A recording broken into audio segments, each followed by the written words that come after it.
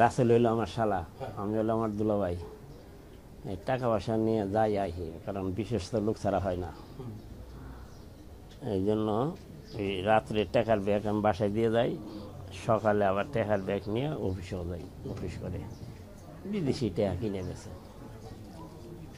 কালকে বাসায় দিয়ে গেছি, ওর বউ পোলা আমার বাড়িতে গেছে, ওই একা। এই জন্য আমি আজকে 9টা বাজাইছি, 9টা 20 বা 9টা 25 আসে যে খাইতে বইছে। খাওয়া হইলে পরে একসাথে রান্না হয়েছে। সবসময় আমার পিছনে থাকে, আমি ব্যাগ নিয়ে আগে সামনে যাই।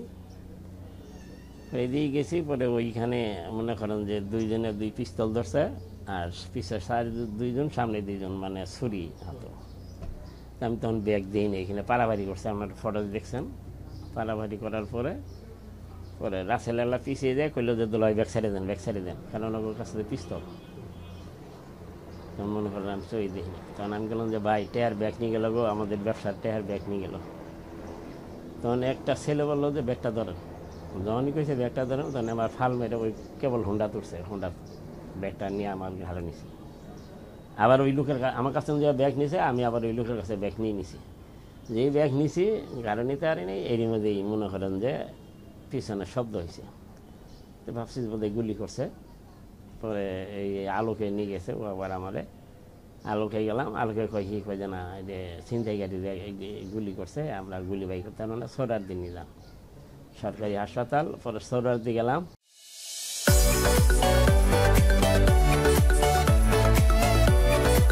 একসা করলো, একসা করে এটা ডাক্তারের কাছে আবার লাইন দিয়ে থাকলাম। ইমার্জেন্সি কোনো দরকার নেই, লাইন দিয়ে থাকলাম। কতক্ষণ পরে ডাক্তার এলো। ডাক্তার এসে এইখানে আপনার রক্ত মক্ত, প্যান্ট শার্ট পাঞ্জাবি তো আর ভিজে গেছে। পরে দেখে কয় কি কয় গুলি ভিতরে তো ঢুকে নাই। এমন স্যার শব্দ হয়েছে, পিছনে গুলি করছে না চাকু মারছে বুঝিনি। পরে কয় চাকু মারছে। পরে নার্স থেকে বললো যে এটা ওয়াশ করে গজ ঢুকাই দাও। আমি আমার জানা মতো আমি 6 জন দেখছি, পিছে 2 জন, সামনে 2 জন, আর 2 জনে 2 সাইড জনে পিস্তল ধরছে। এরপরে তো আমার এটা ফালাই দিছে। পরে গেল আমি আর হ্যাঁ, এখন তো ডাক্তারের তাই বলে যে গুলি করে নাই, চাকু মারছে। কত টাকা ছিল আপনাদের কাছে সব মিলিয়ে, কত টাকা নিয়ে যাচ্ছিলেন?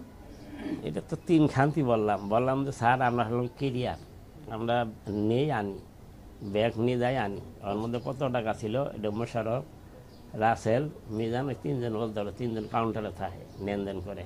আপনি রিয়াল বেচলেন, ও সৌদি রিয়াল বেচলো, ও ই বেচলো, ডলার বেচলো, ও পাউন্ড বেচলো, এগুলো কিনি আবার বেশি। যে সময় পিস্তলটা ঠেকালো তখন কি মনে হচ্ছিল একটু বলেন তো? মানে তখন তো মাথায় ক্যাপ পরা ছিল, মুখোশ পরা ছিল। তখন আপনার কেমন মনে হচ্ছিল? তখন মনে করলাম যে আমি ব্যাগটা দিতে চাইছিলাম না, যে আমার শালার অনেক কষ্টের টাকা, আমার কাছে আমাদের ব্যাগটা নিয়ে যাইতে পৌঁছে দিল ভাই, দিয়ে দিল। এই জন্য চাইছিলাম যে ব্যাগটা যাতে নিতে না পারে, ধর্ষাধর্ষি করলে এলাকার লোকেরা এসে ধরলে ব্যাগটা বাঁচত। সবার মুখে কি ছিল? কিন্তু আর ইয়ে করেন, মানে চিল্লাচিল্লি পারছি, কেউ আগে না। এই সবাই এরকম দাঁড়াই দিছে, আপনারা কিন্তু দাঁড়াই দিচ্ছেন না। কেউ যদি ব্যাগটা ধরতো, কেউ যদি একজনের হাত পেরে ধরতো, ওরা তো এক হাতে পিস্তল ধরছে, ঠাস করে একজনে ধরলো, আরেকজনে ধরলো, তাইলে 2 জনে ধরলেই 3 জনে ধরলে আটলে তো পালাই যেত গা। কেউ আগাই আইলো না, কেউ আগাই আইলো না।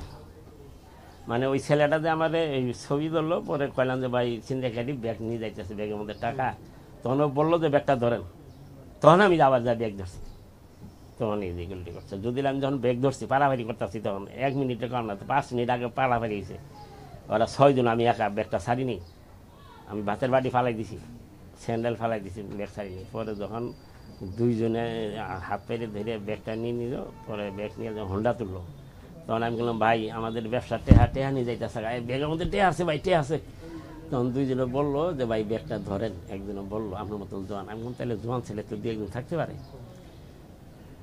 ওরা যাই দিল, ওদের ধরতো 2 একজনে, তাহলে তার ব্যাগটা নিতে পারতো না। তখন বাসার থেকে আমরা বেরোইছি, বের হওয়ার পরে ফায়ার সার্ভিস যখন কাছাকাছি গেছি ওই পাতনা শরীরের মাথায়, তার আগেই ওই হুট করে এসে দুলাভাই, আমি সামনে তাকাই দিয়ে দুলাভাইয়ের ব্যাগ টান দিচ্ছে, আমার একজন ঠেকাইছে। ঠেকানোর পরে দুলাভাই একজন টাইনে নিয়ে গেছে, পিছনে উনি চলে গেছে। তারপরে দুলাভাই ব্যাগ ছাড়ে দেন, যখন অস্ত্র দেখছি ব্যাগ ছাড়েন, ব্যাগ ছাড়ে দিছে। দেওয়ার পরে দুলাভাই কী করছে, ওরা যখন গাড়িতে উঠতেছে, যাওয়ার পর দুলাভাই আবার যে ব্যাগ ধরতে গেছে, তখন ওরা ফায়ার করছে। তারপরে কিছুক্ষণ পরে আমি ওনারা পরে দুলাভাইরে ধরে নিয়ে যে আমরা আজমল হসপিটালে নিয়ে গেছি। হসপিটালে প্রাথমিক ট্রিটমেন্ট দিয়ে পরে ওসি সাহেব নাম্বার ছিল, ওসি নাম্বার ওই সাহেব নাম্বারে ফোন দিছি, তাৎক্ষণিক স্যার লোক পাঠাইছে। লোক পাঠানোর পরে বিভিন্ন বাহিনীর লোকজন আসছে। মানে এটা আমি ভাবছিলাম গুলি, কিন্তু ফায়ার হয়েছে, খোসাও পড়ছে, কিন্তু গুলি করে নাই। কিন্তু ওনার যে অস্ত্র মনে হয় ছুরি মারছিল মনে হয়, হ্যাঁ ছুরি আর ব্লিডিং হয়েছে অনেক। হ্যাঁ ব্লিডিং হওয়ার পরে সবই আছে। হ্যাঁ ছুরি দিয়ে গেছে। আগে কি ছুরি দিয়ে পার দিছে? হ্যাঁ মানে এই ফাঁকে দিয়ে আমি বুঝতে পারিনি আমরা কি করছি। দুলাভাই তো সামনে, দুলাভাই বুঝতে পারছে যে ছুরি ছিল।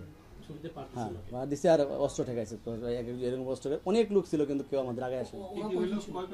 ওরা টোটালে মনে হয় 35+ স্যার, 35 লাখ সামথিং। মানে সবই কি টাকা নাকি ইয়ে ছিল? হ্যাঁ কিছু কারেন্সি ছিল, ব্যালেন্স ছিল $3550 ছিল। সব মিলায় এটা একটু বলেন, ব্যাগে কি কি ছিল? $3550 ছিল। আর আপনার টাকা ছিল, টাকা মিলে টোটাল কারেন্সি প্লাস মাইনাস করে আপনার 35 লাখ সামথিং টাকা আছে। প্রকৃতপক্ষে আজকে 27/5/2025 তারিখে বেলা 10টার দিকে